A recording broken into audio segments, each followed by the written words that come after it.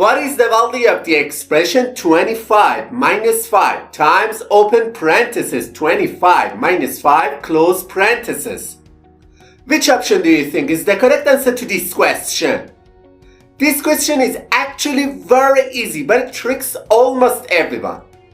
Let's dive in and break it down step by step together. In the first step, most people perform the subtraction between 25 and 5, which I have highlighted in blue. So, this expression simplifies to 20 multiplied by 25 minus 5 inside the parenthesis. In the next step, they calculate 25 minus 5 inside the parenthesis, which becomes 20 multiplied by 20. And finally, the value of this expression must be equal to 400. Then, without any hesitation, they quickly say that option D is the correct answer to this question. However, this answer is absolutely wrong. Now let me show you how to solve this expression properly. To solve this question, we need to follow a rule that is called PEMDAS.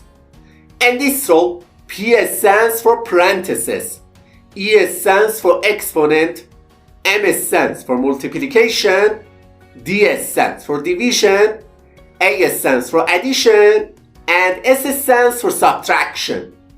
We have to follow the order of operations I told you, step by step from top to bottom.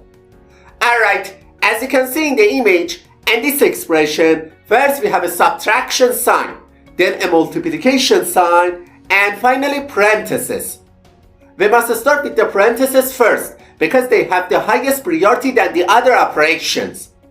So, we can write this expression as 25 minus 5, then multiplied by 20. And the next step, we move on to the multiplication between 5 and 20, because multiplication has a higher priority than subtraction. So, we write this expression as 25 minus 100, which finally gives us the answer negative 75. Therefore, option A is the correct answer to this question.